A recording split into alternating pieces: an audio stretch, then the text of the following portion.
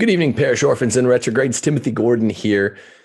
Today we're talking about science, particularly late 19th and 20th century science, which destroyed atheism forever. That last superstition, that most superstitious of all superstition. And I realized that from my earlier days in my late 20s and early 30s, when I was a debater, I did more public debates then. I haven't debated an atheist in a while, and I have all of these great slides. I give them to my students, my patrons on Patreon, and of course the Zoom class takers online. But I wanted to give this lecture on 19th and 20th century science, atheism, and communism to you guys, because it is really the church that advocates, the Catholic Church, that advocates for the best science out there, did the best science and was behind the best science of the 20th century. And that science, lo and behold, vindicated important Catholic theology 14 and 15 centuries after the fact. Guys, science versus Christianity, this is a Protestant concept. And I haven't told you this enough. I haven't announced it enough. Sometimes I get so into the weeds talking about this Pope who's spitting, material whatever every week and saying things that are borderline blasphemous every month and things that are just plain wacky pretty much on the daily, together with other world events and national news events, together with some topical shows that are closer to home on Aristotelianism and Thomism, that I've forgotten that people out there need to know that 20th century science destroyed atheism forever on the one hand, and vindicated in a definitive way Roman Catholic philosophy of nature, metaphysics, and theology in a really, really satisfying, comprehensive way, acknowledged by the church's enemies, acknowledged by Stalin. So in today's show, Rules for Retrogrades, I'm going to teach all of you the ways that Stalin himself acknowledged that 20th century science, in particular, Big Bang theory, quantum mechanics, and even Mendelian genetics, two of the three of these were postulated first, discovered first, I should say, by a Roman Catholic priest. How these three things proved the old metaphysics correct. Big Bang theory proved Augustine's creation ex nihilo, a theological concept from the 4th and 5th centuries AD, proved it correct. Science gets there late. Science gets to the party, I should say. It just arrives tardy. It gets to the party, it just arrives tardy. We're not anti-science. Leave that to the Puritans, the sola scriptura Puritans. Science will vindicate Scripture. Scripture is just much more elegant. It's more beautiful. It's been there at the party for 20, 21 centuries, together with tradition and magisterium. And science just gets there late. Science just bumbles around and postulates ridiculous notions like corpuscularianism, like Hume and Francis Bacon. Wow, it's really embarrassing. It's an embarrassing, inelegant process, the scientific process, but it gets there. And the good scientists, like Big Bang scientist Monsignor George Lemaitre, who discovered what Einstein's error was, fudge factor, and proved Einstein was on the wrong track in the 1920s, and proved the universe did have a discrete beginning and time, completely consistent with creation ex nihilo. It's basically the scientific expression of creation ex nihilo, Christian creation, described in Genesis, out of nothing. Same thing 10 years later with quantum mechanics. This is a perfect expression, according to Thomist William Wallace, who you should really look up. A perfect expression of the Thomistic metaphysics, describing the relationship between act and potency. All of the scientists that attempted to formulate typical Newtonian formulations about quantum mechanics, quantum metaphysics, they couldn't do it because they'd been brainwashed by tons and tons of decades, right? 20, 25 decades for about 2 to 2.5 centuries, that there was no such thing as metaphysics. Then all of a sudden, boom, they can't tell whether or not Electrons bear particle or wave properties. The theory is so wacky that only an Aristotomist was able to make any sense of it, like William Wallace. You basically have to be a Thomist to make any sense of this fact of basically quantum mechanics, the way that electrons act. It depends whether they're observed or not. So the point is 20th century science destroyed atheism forever. We're going to get to why. Since before Jesus's day, since Aristotle's day, everyone was kind of in agreement. If the universe has a discrete beginning in time, there must be a creator for that creation to have happened. It was just both sides agreed. Empedocles and Anaximander, they were kind of atomists, materialists, the equivalent of an atheist of the day. And they agreed, yeah, if you could prove that the universe had a discrete beginning in time, then yeah, we'll acknowledge metaphysics and God. Before even Christianity, this was the stakes of the game. And if not, if it was an eternal universe, Augustine and Thomas say, well, that doesn't mean that the question's over, but this would be a big blow to theism, to the idea of having a creator God. Well, luckily, we didn't have to deal with this, because in the middle 1920s, late 1920s, 1927, Einstein was proven wrong for all his bluster. He'd been saying throughout all the 1920s he was going to prove the universe didn't have a discrete beginning in time. Boom. Big Bang Theory hits late 1926, 1927. And it's a Catholic priest who says, nope, it's a beginning in time. We'll talk about it in the show, but for the next 5 decades, communists threatened upon pain of death any scientist that taught it. And even the worldwide left, journals shut it down because they didn't know what to do. This is the definitive proof of God's existence, Big Bang. And quantum mechanics is a little more involved, but to me, it's even more exciting.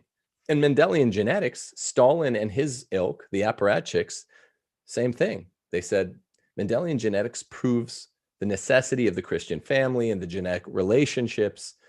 We're trying to tear apart the family. Stalin was, at least during the first kind of tear in office. He eventually got a little bit less aggressive against the family structure. But he wanted to tear it apart. So he doesn't want Mendelian genetics proving essentially the Christian point of view on the family. So we're going to talk about these 3 discoveries and specifically why they destroyed atheism, the silliest of all superstitions, forever. After this, I mentioned the classes that I give. This class with slides today, I'm going to be lecturing from slides more the way I typically do it on my Zoom classes. It's been given to students in my Aristotle class and I believe my church history class. It's really exciting stuff. If you go to timothyjgordon.com, click enroll. Enrollment is now open for another about 2.5 weeks. We're starting new church history class on April the 15th. You can enroll for that now on timothyjgordon.com. Also, I'm starting a new class. I've never taught it before, Rules for Retrogrades. It's a short 10-class course, community organizing from the right. And we're going to go through all 40 rules in me and my brother Dave's book, Rules for Retrogrades. We're going to do 4 rules per class. It's going to be a good time. How to fight back, how to community organize from the right. We've reversed Saul Alinsky's perverse schemes. And it's all right wing, it's all Catholic, and it wins all the time. People are reporting they use the Rules for Retrogrades around the Thanksgiving Christmas table with liberal relatives, and all of a sudden they're winning arguments.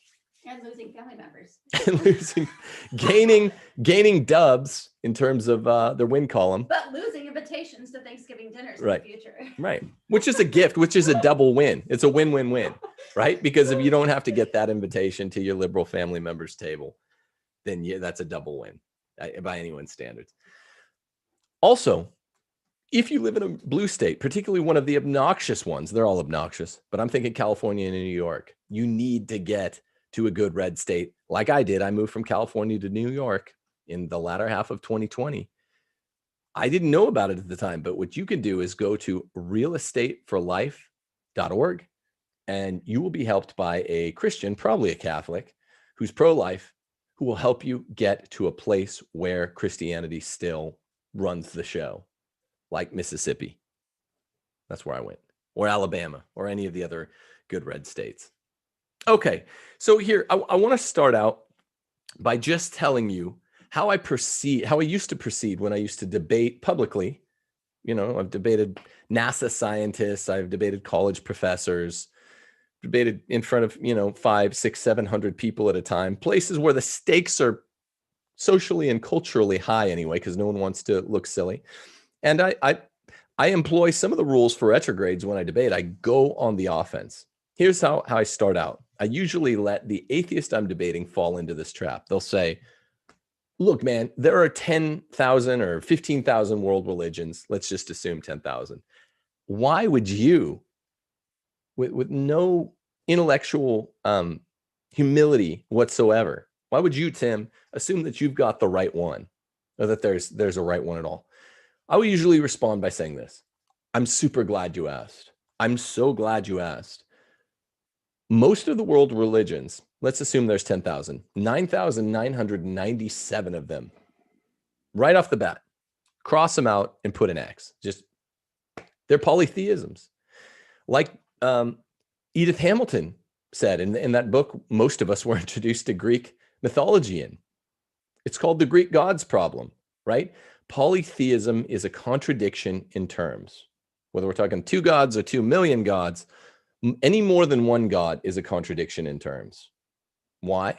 Because God is undelimited in space, time, undelimited by potency, undelimited by other sovereigns. He's all-knowing and he's everywhere. That cannot be the case by definition if there are multiple gods. Okay, whether or not it's a jealous wife who's a goddess, angry at her, loping husband Zeus, like Hera and Zeus, and they influence human wars in contrarian ways, in opposed ways. Hera's on the side of the whomever, Zeus is on the side of the Greeks. Or we're talking about, the Eastern religions. Pariti at Vatican II, you guys want to make nice with all these religions. We can't say anything, but these are the old superstitions, and they comprise, if we're assuming that there are 10,000 world religions, they comprise 9,997 of them. People like to try to make it more than just the 3 Abrahamic faiths who are monotheistic, but they're not. You have to stretch them, Zoroastrianism, to be monotheistic, certain strains of Buddhism. I've heard it all before. It's not accurate. Okay. But right away, I'm glad, Mr. Atheist, that you led off our little hypothetical debate by posing this question to me, because it's really, if it can be answered, this interrogation, it answers strongly. So yeah, 10,000 world religions, cross them all off aside from 3. And what I usually do proceeding from there is I'll say, okay, now let's use natural law, the claims of supernatural law within those 3 Abrahamic faiths, and just common logic, principle of non-contradiction, principle of the excluded middle. We'll reason from there under those different auspices. But it's much more easy and it's much more manageable to proceed from 3. The next question, which I expect from them, I'm trained in both law and philosophy. I anticipate the opponent's question is, okay, so polytheism is out, but I'm an atheist, bro, is what they'll say to me. You just ruled out the fact that there can't be 2 or more gods. You, Tim, believe in one God. I, the atheist in the room, believe in only 0. And that's where I really pounce, because I say, look, 0 gods is sillier than multiple gods.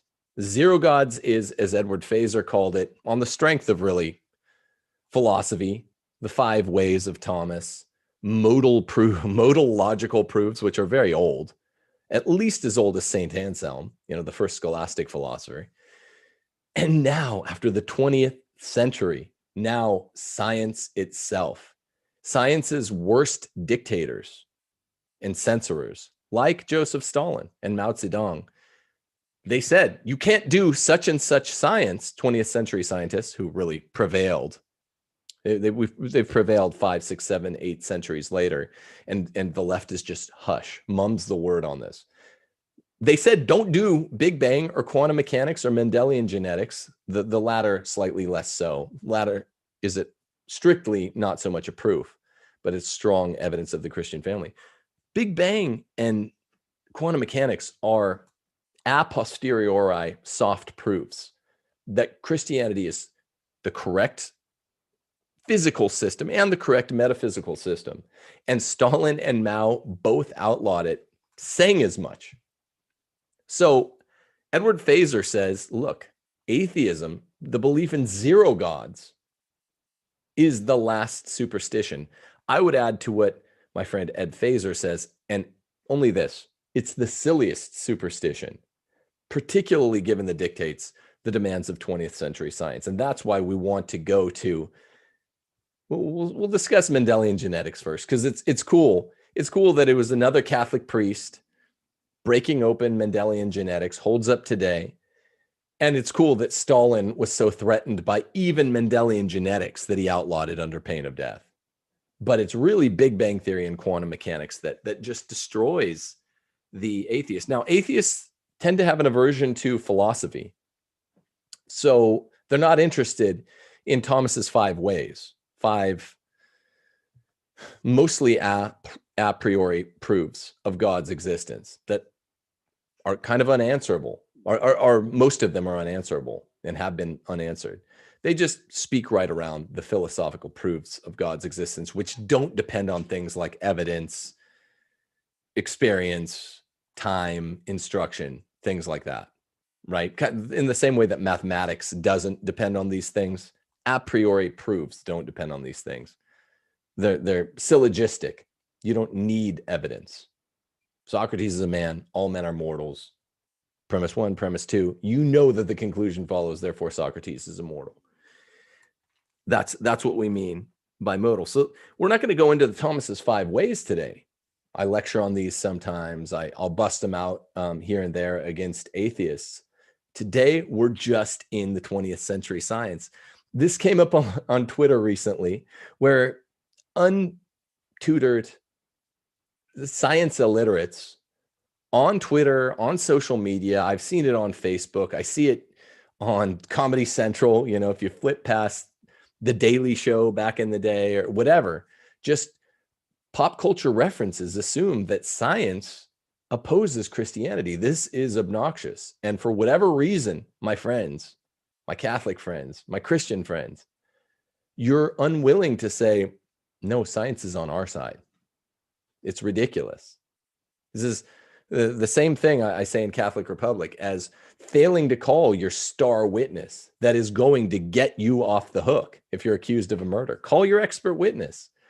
Not that science is inelegant, it's loping, it's imprecise, it's a posteriori rather than a priori. It's an ugly process, and it has lots and lots of even recent embarrassments in terms of its theoretical, its theories. Let's just say that. Tons of embarrassment. It's an ugly process, and it's the least elegant of the sciences.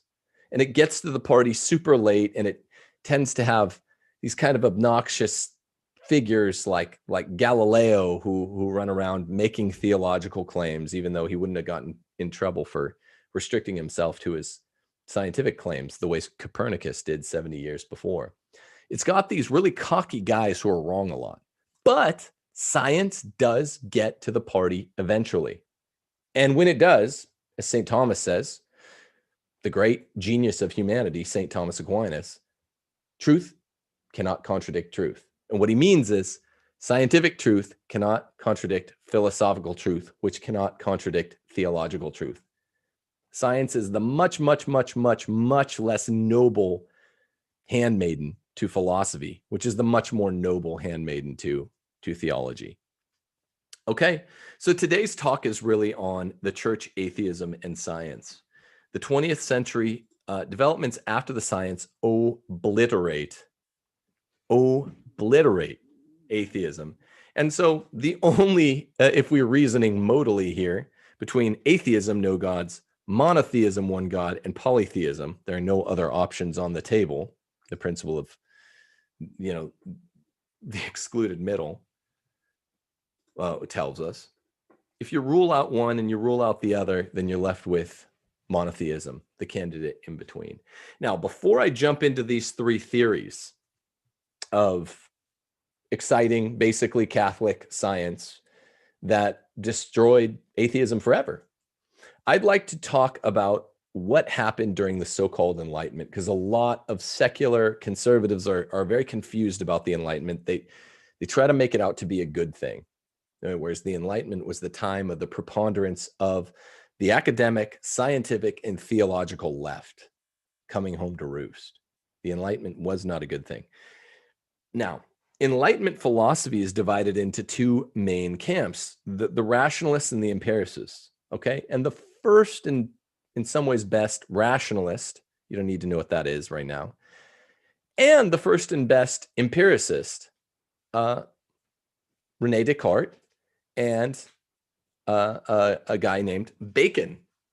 They disagree about a lot, but here's what they agree about: that Aristotle's four causes, pretty much this is what the West was built on.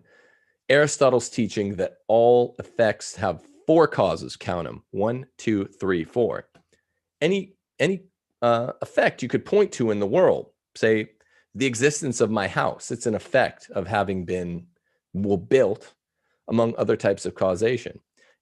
My house existing, this has 1, 2, 3, 4 causes. Of course, it's a product of efficient causation, meaning there had to be builders who were hammering, sawing, whatever, welding. I don't know how to build a house, but the efficient causes. This is the most common conception of causation, and it's one of the four. But efficient causation would not be anything if there weren't not just builders, but there weren't raw material out of which the house was built into a kind of intelligible structure or form. This involves two more causes. The raw material out of which my house is built is called the material cause, which makes sense. It's the matter out of which the house is built. So the night, let's say the builders are going to build me a new house, 8 a.m. on Monday morning. Let's say I walk out to the side of the house, right before 8 a.m. that morning. I should see all of that wood and brick and mortar and whatever else, cement, whatever the other materials are that go into the house. I realize they won't all be there Monday morning, but let's pretend they will. That's the material cause for the house, right?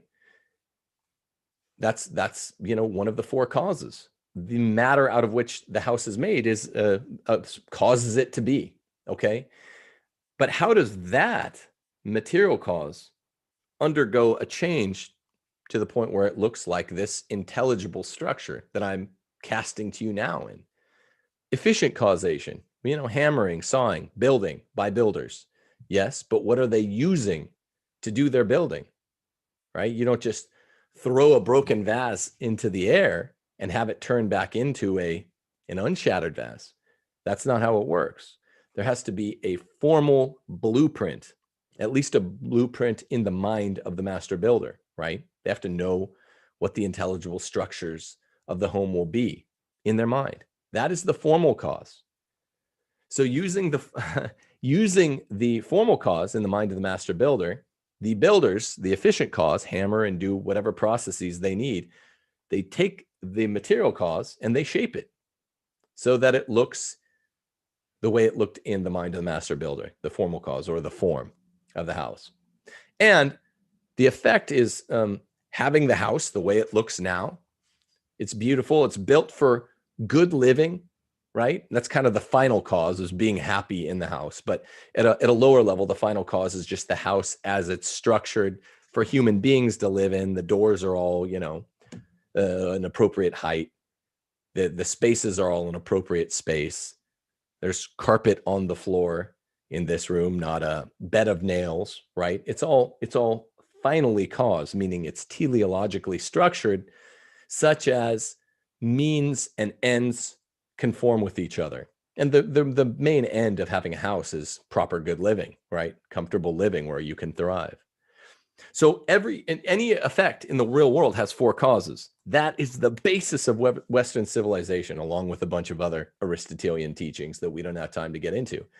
Science was structured this way from Aristotle's day, 3.5 centuries before Christ, up into the 17th century, when guys like René Descartes, mathematician, philosopher on one hand, and Bacon, on the other hand, started to doubt it.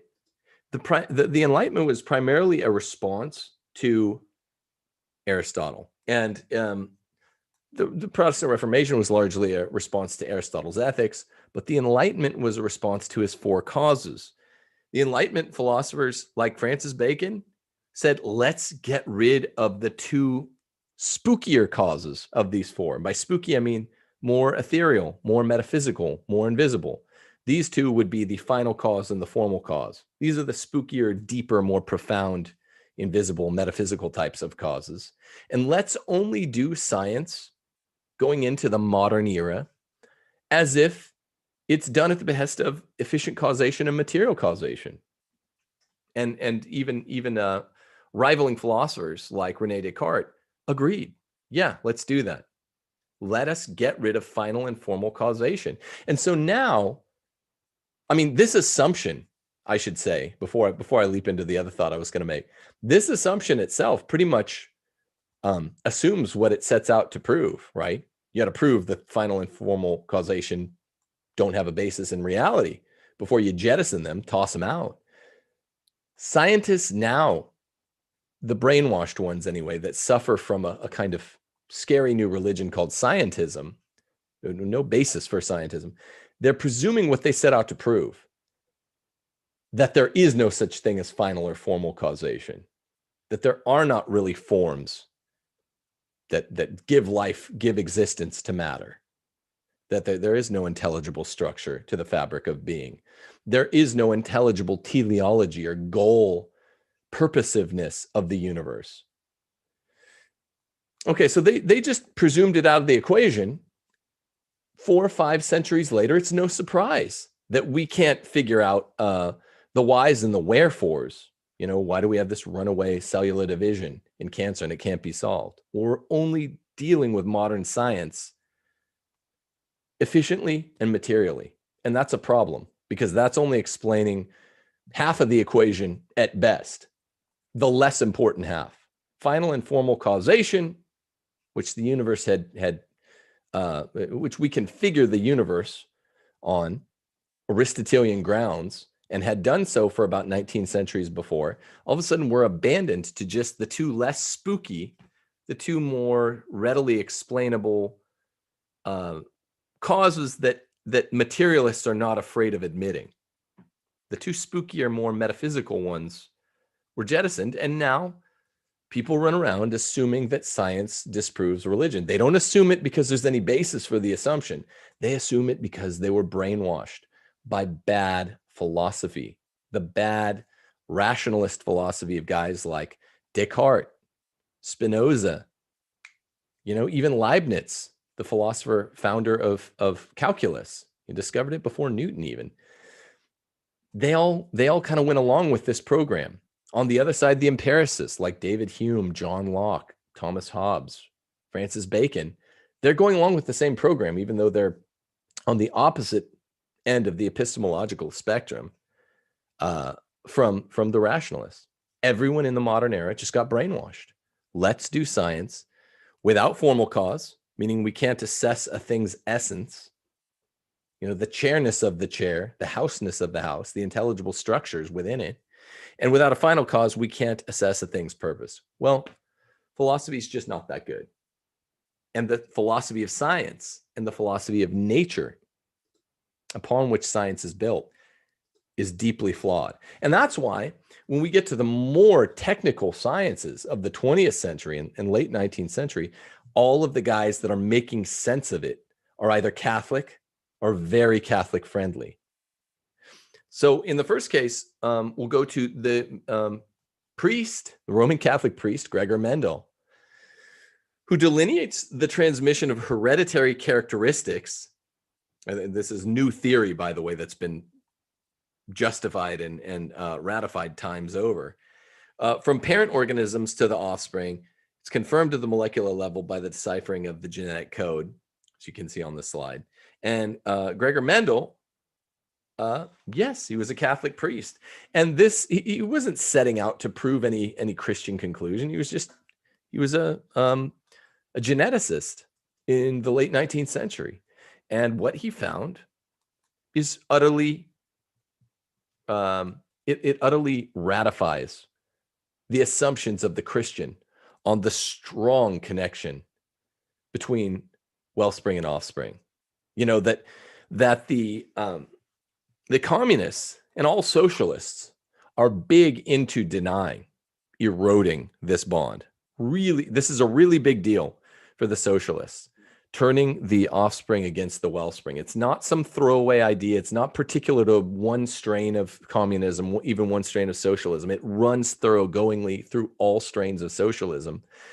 It's really big, which is why they even were threatening to take the heads of any scientists that were geneticists ratifying Mendelian genetics. It was really important that offspring feel no connection, no lingering connection after early childhood to the wellspring. It all needed to be paid to the state. All loyalty was due to the state in all forms of socialism, right? International socialism, as we call it communism, national socialism of both the Nazi and the fascism strand, they're just national socialism. Democratic socialism, the church condemns all these, and they all do junk science at the behest of dictators who say, you know, no soup for you, no science for you. You do right science, we'll take your head. I'll show you some actual scientists they killed in the Soviet Union at the end of this lecture. In the late 1940s, Stalin abolishes Mendelian genetics because Mendelian genetics is abolished by Stalin because Gregor Mendel was a Catholic priest. This was enough to discredit the science in the USSR, literally just because he was a Catholic priest. But there was a more intimate topical connection and motivation for Stalin's feeling threatened. Maybe he needed to. Hundreds of geneticists who continued to uphold Mendel's genetic theory were imprisoned or executed, the most prominent being Nikolai Ivanovich Vavilov, who was starved to death in the Gulag in 1943. My American brothers and sisters, parish orphans, retrogrades out there, we get so used to the symbolic, figurative, adverting to the idea of gulags that we actually have ceased to believe that they really exist. They're all too real. They're all too literal. So don't fall into this trap. Good scientists were being sent to the gulags by the hundreds in the USSR. And Vavilov was a Mendelian geneticist who learned this the hard way in 1943. Condemned to death just because if you affirm the connection between offspring and wellspring on a scientific basis, which the USSR, the communists, the socialists, the left in general, even in America, they're always touting as its champions. They're liars. They don't believe in science. They do pseudoscience, and they silence real science. And in more violent leftist places like the USSR, they even will kill you, send you to the gulag. Science will always prove Roman Catholic theology true because it's the one true faith, and they're terrified of it. Say this with me. The left is terrified of true science. Does this sound like something that's relevant to the year 2020 at all? Just go ask my friend. I had a couple famous fellow Bakersfieldians before I moved from Bakersfield, doctors you can look up online that learned this the hard way in middle 2020. I'm serious now. The left is petrified of real science. Moreover, the Soviet enforcement of Trofim Lysenko's genetic theory, fake junk pseudoscience, Lysenkoism, led to the agricultural failure in Soviet Russia, as well as what the National Academy of Sciences terms the crippling of biology for decades, doing leftist science. Okay, now we come to, in some ways, the centerpiece, Big Bang Theory.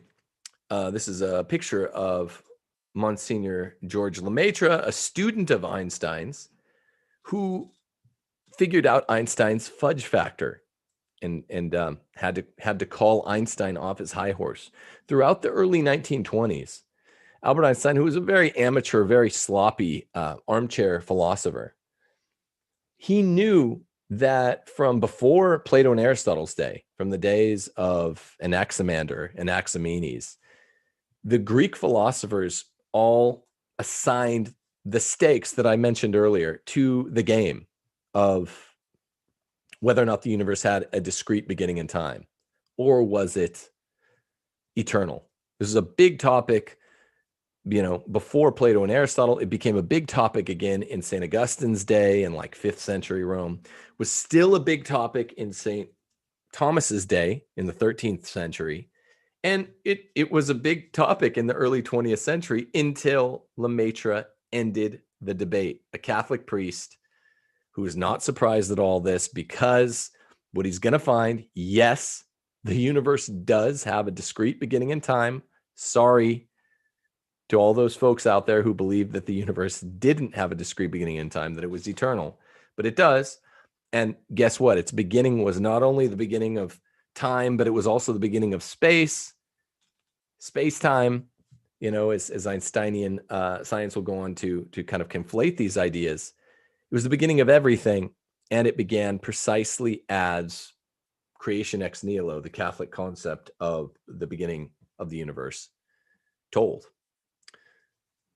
So Catholicism has always taught creation ex nihilo, with the Big Bang Theory pointing at the divine as being the source of the event, of course. A creation, like I told you, for about 2,300 years, up to Einstein, who was bragging that he was about to solve this in the early 1920s.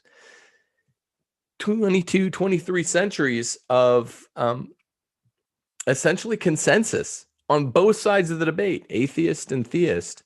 Yes, if the universe has a discrete beginning in time, then this is a creation. A creation requires a creator. The atheists argued not by challenging that assumption. They just argued by assenting to that assumption and saying, but we'll prove at some point that the universe had no beginning in time. It's eternal. You understand? Everyone agreed about that fact. They didn't agree about what the outcome would be, what science would eventually determine, but they did agree if the universe has a discrete beginning in time, there must be a creator and a creation. Now, it's funny that what happens in 1927, right when Einstein was on the cusp of proving what he thought he had set out to prove, that the universe was eternal, his student, a Catholic priest, fittingly, Monsignor George Lemaitre, shows, no, you had a fudge factor. You had an error in here. The universe is about 13.7 billion years old. Sorry. It's got to create. It's a creation, requires a creator. Oh, look at the book of Genesis, chapters 1 and 2. It looks exactly like the description here. It looks exactly like St. Augustine, the Catholic priest, the 5th century Catholic priests, really detailed theological formulations about what creation ex nihilo would require a priori. And I'm super happy. And Einstein had to backtrack. I mean, this is just a fact. He had to backtrack. And he had to say, okay, there's some sort of God. Maybe it's not a personal God. Einstein, he didn't speak till he was like 3.5, because the spatiotemporal lobes in his brain were so much larger that he wasn't smart in other areas. He always tried philosophy, and it was always kind of embarrassing. But he did admit, because he was sharp spatiotemporally, that he was wrong, and he'd been proven wrong by a Catholic priest along Catholic terms. Now, Paul Davies, an English physicist from ASU, has even stated, it seems bizarre, but in my opinion, science offers a surer path to God than religion. All honest parties that look at Big Bang Theory and quantum mechanics end up saying this. All of them. It's embarrassing for atheists. What happened after 1927 is We'll talk about it. The atheists and the political atheists, the communists in the East, they went into threat mode, right? If you teach this, we'll cover this in the next slide. If you teach this, if you study this, if you more than having your grant removed from the state at university, you will lose your head, right? But even the scientific journals in America just went dark on this, would not publish any papers affirming Big Bang Theory for the later 20s, the 1930s, the 40s, and the 50s. Only in the late 60s did the leftist, materialist, determinist atheists who ran these journals say, look, we're beaten, and it's becoming more and more popular knowledge, and there's more and more evidence. Yes, we want to stick to our atheist brainwash, but we're going to have to flip the script. We're going to have to say, okay, fine. The universe is about 13.7 billion years old, but even though for 23 centuries, everyone, all parties on both sides of the disagreement agreed that if the universe had a discrete beginning and time, we would admit that there's got to be a creator. We're going to change that. Now we're going to say the Big Bang somehow proves us right. I don't even get how this works. It's ridiculous. They were more honest further east in Eurasia, in the Soviet Union. Stalin was. Finite universe was connected to theism. This had been humanity's assumption for 23 centuries, and Stalin stuck to the script. They did not come off this story the way American scientific journals flip-flopped on it. Under the state atheism espoused by the Soviet Union, atheistic communists irrevocably opposed the Big Bang as the origin of the universe, since it contradicted their materialistic worldview. This was hardwired into the communist position. Dialectical materialism. There must be no God if the members of this, if the individuals out there were to be forced into state worship. There's no way around it. If you're worshiping God, you can't worship the state. If you're worshiping God and you're observant of the Decalogue, then you won't do the things that the state will force you to do, that a socialist collectivist state will always force its subjects to do. As such, English physicist and statistical thermodynamicist Peter Theodore Landsberg has written that the tension is often seen as between a Christian Big Bang and a communist, atheist, steady state model of the universe. And I think this is what Landsberg writes is really a fair characterization of it. Very, very fair. Now, it's not the story you hear, like too many of the topics I tackle here on Rules for Retrogrades. Catholics and Christians more generally are too willing to jettison their strongest arguments and to assume the caricatures set for them by the left, that we're anti-science. No, not us. That's you. You're the one taking the heads of good scientists. My main source for all this is Helga Craig, author of Entropic Creation. And I'll try to give you my sources as we go forward, but yeah, let's proceed like this. Andrei Zadanov, Stalin's chief ideologue, writes this in regard to Lemaitre. It's pretty rich. It's very honest, much more honest than the materialist American scientific rags were being in the 30s, 40s, 50s. He says, the falsifiers of science, he's talking about Big Bang scientists, who wanted to revive the fairy tale of the origin of the world from nothing, creation ex nihilo, that is the Catholic term, suffered another failure of the theory in question, which consists in the fact that it brings us to the idealistic attitude of assuming the world to be finite. This is the chief ideologue of Stalin, General Secretary of the Communist Party of the Soviet Union. This is wild stuff. At a meeting in Leningrad, Andre says, at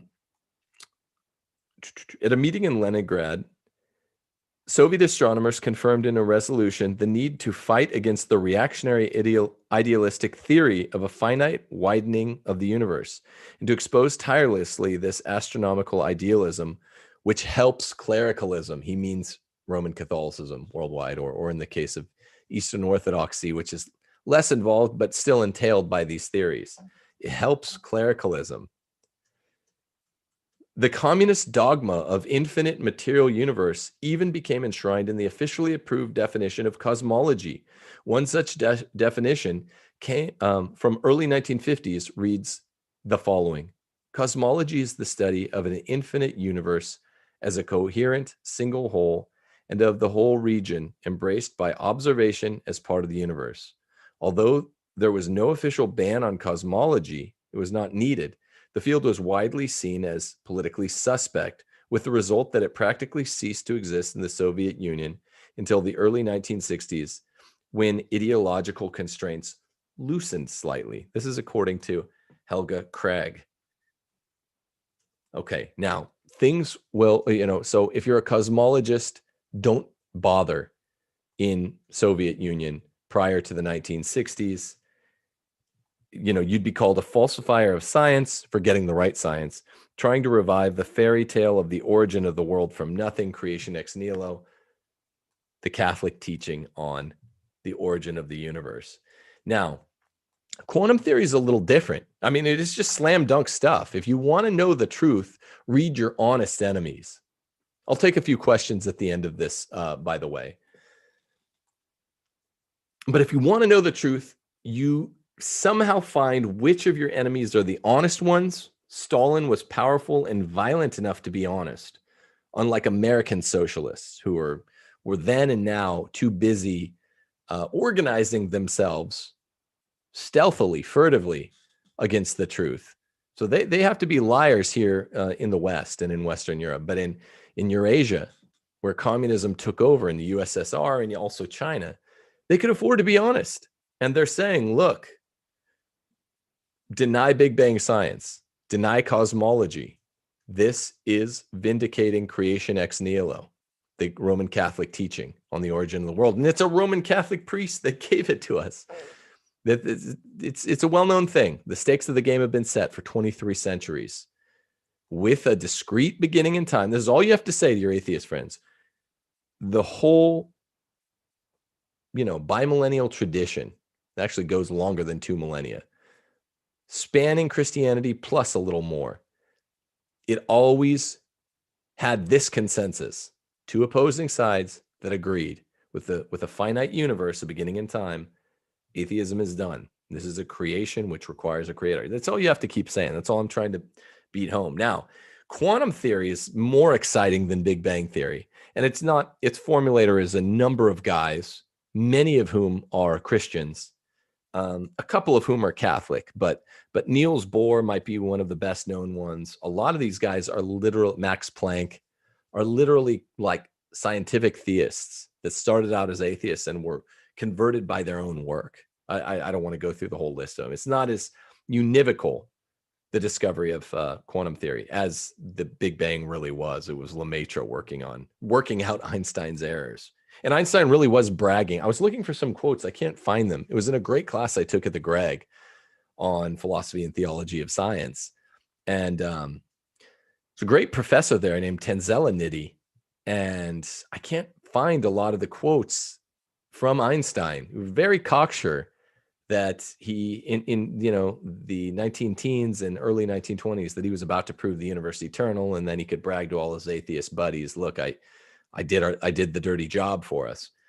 And I've searched for some of those quotes today leading this show, and I wasn't able to find them, but I did get it in a class. And sorry, it's not a proof, it's a proof surrogate.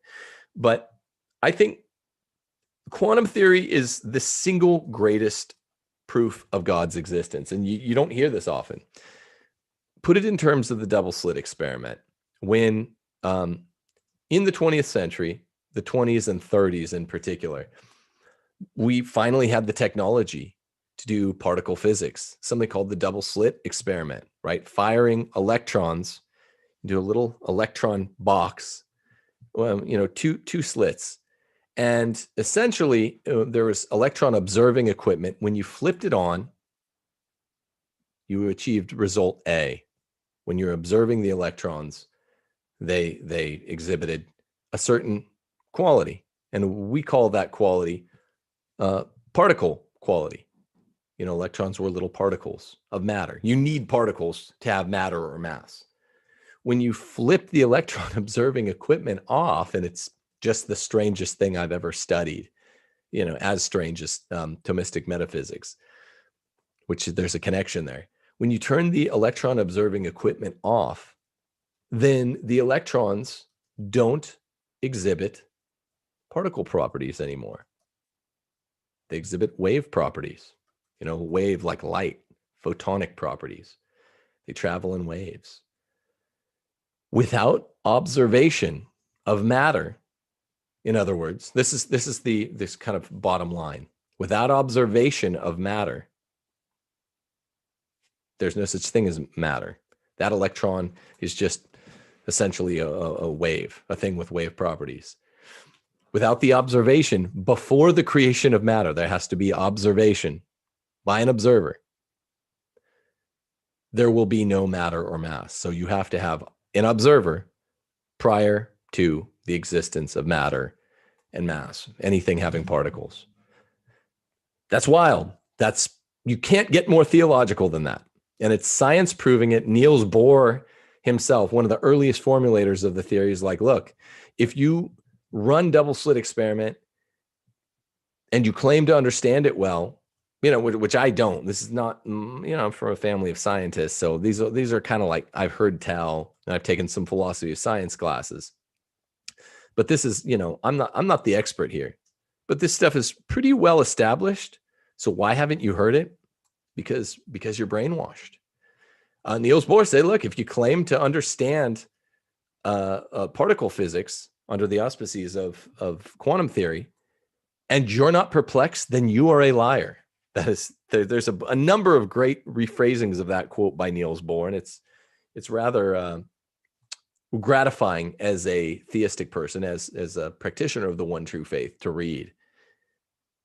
Okay, again, Stalin is wealthy and powerful and violent and undaunted enough to be honest about the indications of particle physics, modern particle physics, which changed the way we look at the universe forever. Quantum theory is like one of the most exciting developments in the history of the universe. You know, it's in the top 3. Well, if you're a particle physicist in Russia or now communist China, off with your head if you mentioned quantum mechanics. That's why. We'll take them at their own word in a second, but think about it. You're not allowed to do it because it means you're vindicating Roman Catholicism. So here I'll be drawing from the social and economic roots of scientific revolution. I want to direct you to the curious case, and unfortunate for him, of Boris Mikhailovich Heshen, a Jewish physicist who attempted to defend quantum mechanics and theory of relativity, but was denounced, I'm sorry for him, as a metaphysicist of the worst sort. This means he's propping up Roman Catholic theology, a pure idealist, and as a deserter of the cause of materialism. What's that? We need to get shirts made. Metaphysicist of the worst. Yeah, that's dope. Metaphysicist of the worst sort. Exactly. From the apparatchiks, from the ideologues of Soviet Russia. Deserter of the cause of materialism, who interpreted a relativity physics in the same spirit as the Western mystic astronomer Arthur Stanley Eddington. Mystic, meaning Christian.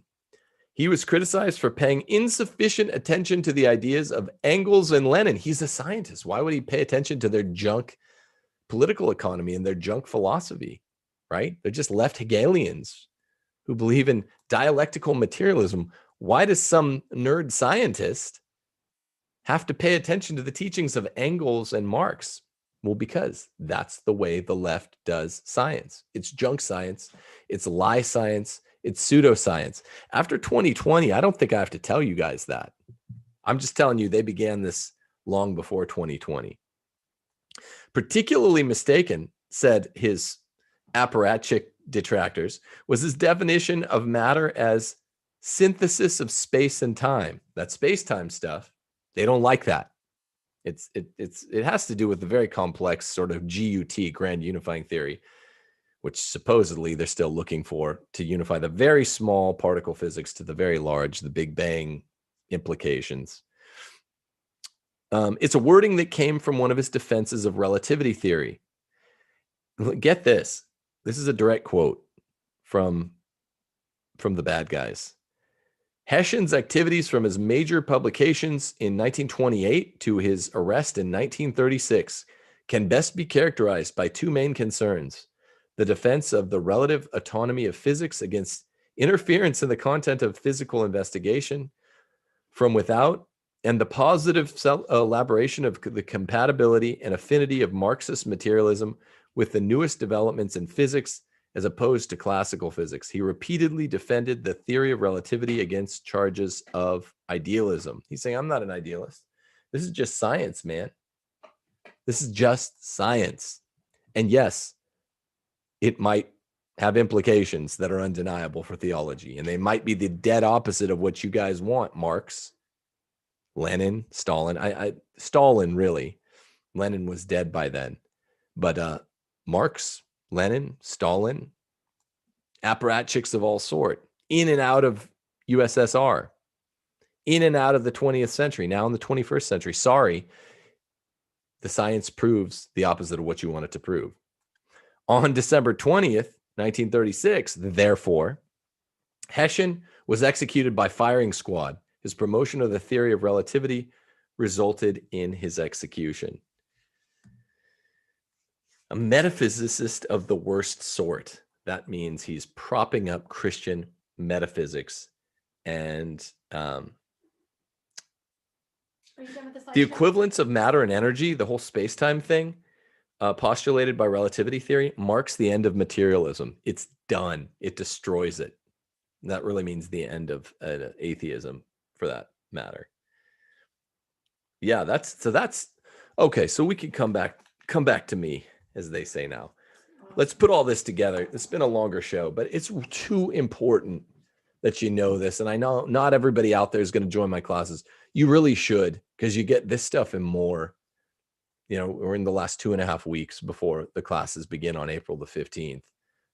Church history class, rules for retrogrades class. In the fall, we're going to have a whole 7 or 8 course catalog for homeschoolers, because that's what we're doing. We want everyone to homeschool. And we know that Intro to Latin, Algebra 1, Pre-Algebra, these are the least favorite classes to be taught by homeschooling moms. So just let us handle it. Starting in fall, we'll be doing kids classes as well as adult classes. So you have a whole team of dudes, whole team of guys, some of the best male teachers, strongly out of the Catholic tradition, based in red-pilled guys that I happen to know. We got a fleet of great male teachers. A flock. Yeah, a flock of classical, in and out of classical educating Catholic tradition males. But we are running one more sort of light load in the late spring, starting April 15th. Check it out. Go to timothyjgordon.com and click enroll. All right, I'll take a couple questions. Lots coming in. We have one. Somebody's saying the Big Bang Theory actually does the opposite of what Tim claims it does. It's nihilistic materialism. It posits we come from nothing and we'll go back to nothing. And then they have in quote Big Crunch. No, that's just dead wrong. I mean, that's creation ex nihilo, which is in catechisms, it's in fathers, and it's first postulated by the patristics. Creation ex nihilo is, if you go to New Advent, it appears there as the Catholic teaching on what happened. I'm not sure if you're a Catholic or a Protestant, but it is the long-standing Catholic teaching from actually before St. Augustine's day in the late 400s. Creation came out of nothing. And, you know, I'm sorry to say, Stalin knew better than you. This is the long-standing Christian teaching. in scientific form. So Big Bang Theory is just the scientific deets, the scientific details arriving late to the party. No, creation has to be out of nothing. If Thomas Aquinas and the medievals talk about this in even more refinement, if creation was out of something, right, then that would actually just be generation. That wouldn't be creation. God is creator, really, for all three of the Abrahamic faiths, all of which Judaism and even Islam have a bit of Aristotelianism within them. And they all agree, right? This is the difference between creation and generation. For God to be creator God, he has to be able to make something out of nothing.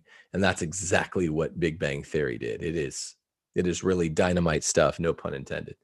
We have a super chat. Brother Tim, thoughts on the face of Satan? I think they just mean Satanism in science in America. There are plenty of examples last year due to the beer bug.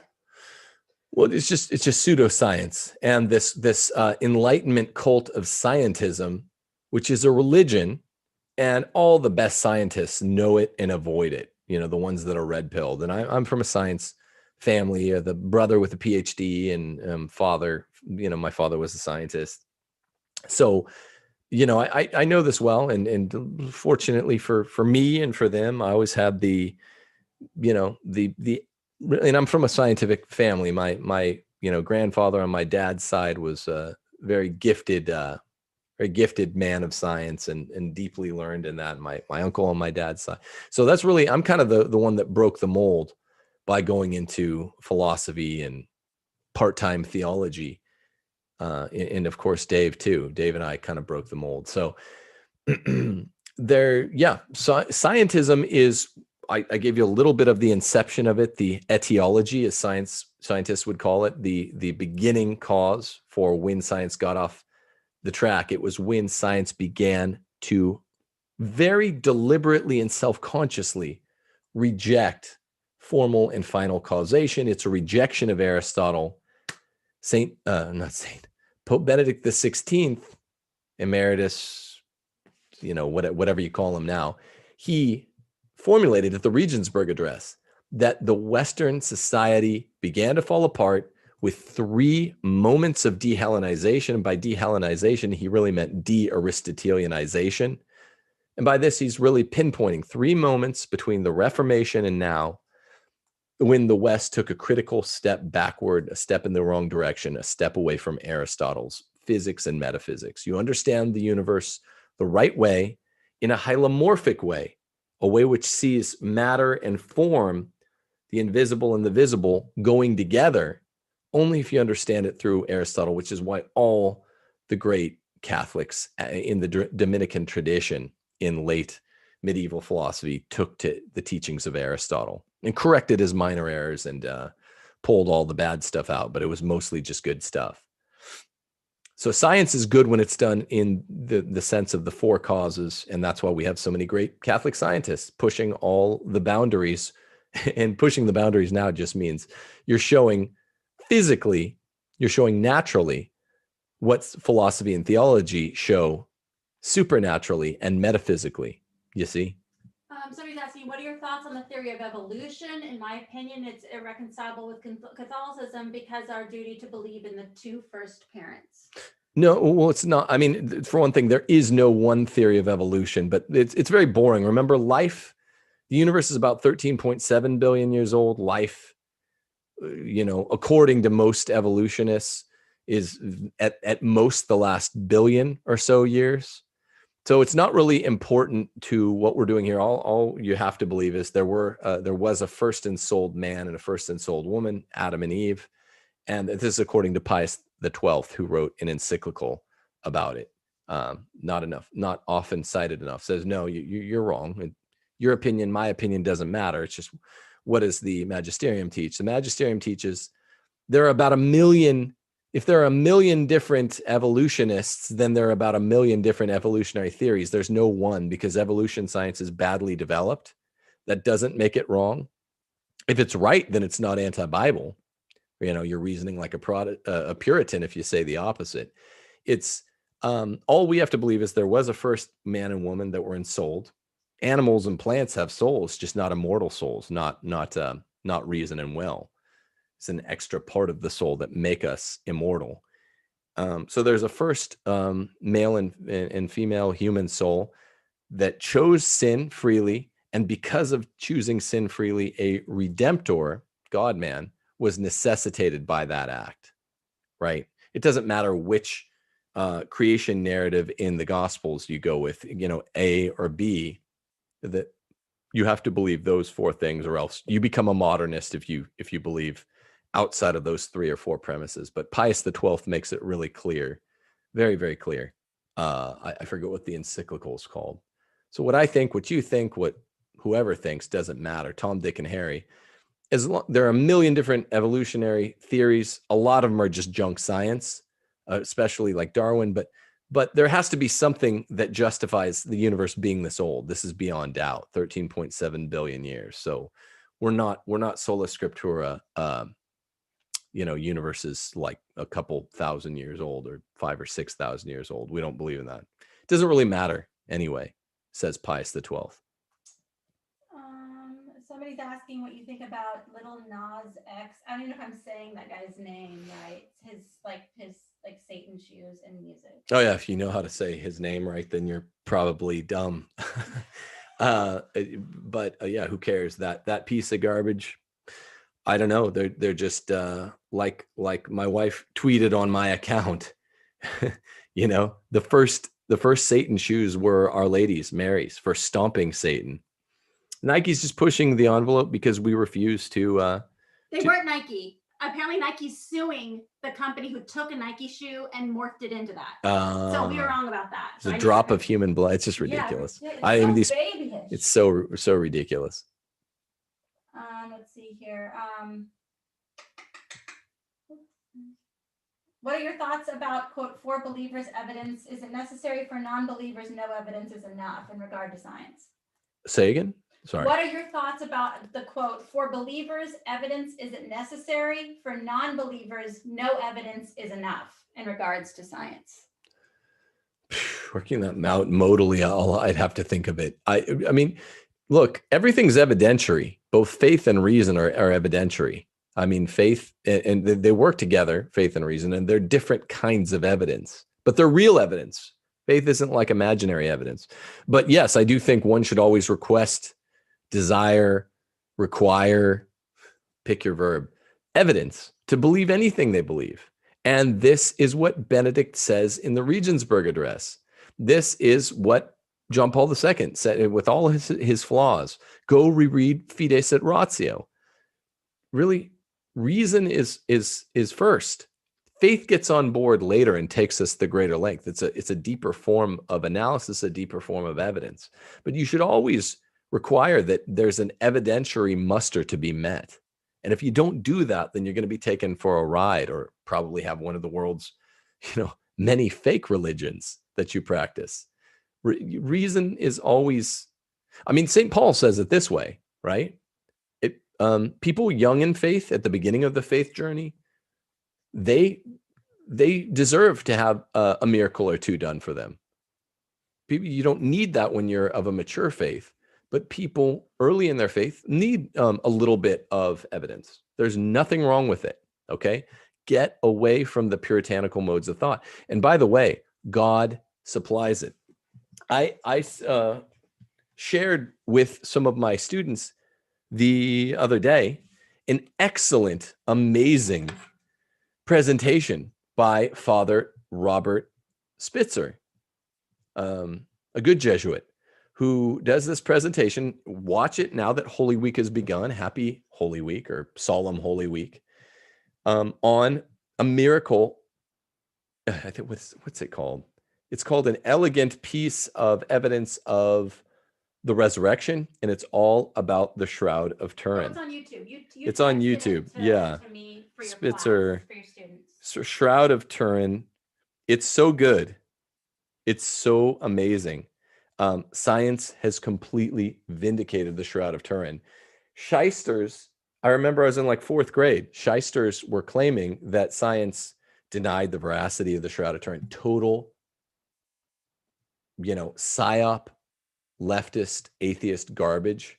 There's a lot of really fishy stuff that happened in this, in the story of the Shroud of Turin. It was falsely tested. A corner from something called the Fire of Chambray was it deliberately tested, and this made it look like a fake. Whoever tested it, I would accuse them, if I knew more. It's my opinion that they were of bad faith. And it's really, really, really amazing to show your whole family of grade school kids and above this video on YouTube called the Shroud of Turin presentation by Father Robert Spitzer. Can you spell the last name for people so I know? Spitzer. A remarkable relic of the resurrection, the Shroud of Turin and New Discoveries. A remarkable relic of the resurrection, the Shroud of Turin. It's amazing. We could drop that into chat or something. It's so good. The science is absolutely jaw-dropping.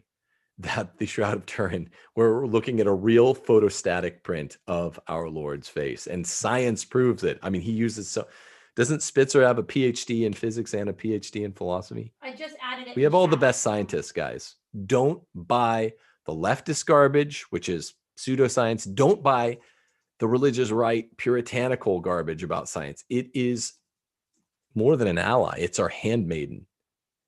Roman Catholic theology, we have the one true faith, and that's why we have all the best scientists. The Vatican has the largest commission in the world on cosmologists. Why? Oh, we ask the apparatchiks of Stalin, and they say that cosmology, what was the term? They say that cosmology was a code word for Roman Catholic. Well, that's probably why the Vatican has the most cosmologists and space particle physicists in the world. It's amazing, amazing stuff. This is our star witness. Not that it's as dope as Thomism or the philosophy of nature or our metaphysics, but it's going to be more convincing to more people. We just let them take it over. We let them push us out of our own house. Science. We're the Catholic Church. We're the place where real science is done. Okay. Any more questions? I hope you guys got a lot out of this. It's really important stuff. Watch it, rewatch it, spread the word. Deus Vult, God wants us to do philosophy and, of course, theology, called Queen of the Sciences, philosophy, theology, mathematics. That's the reason that the university was developed, 1,200, 1,100, 1,300 years ago. But, we could have the lower disciplines, the less elegant, less noble, easier, sloppier, less noble disciplines like the hard sciences. That's fine. But we need to make sure they're being done rigorously.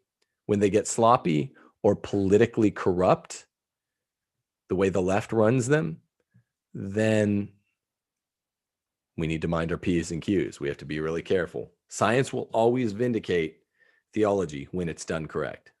That's what I'm trying to show you today. That's what I hope your takeaway is. Okay. God bless you guys. I'll see you on Wednesday.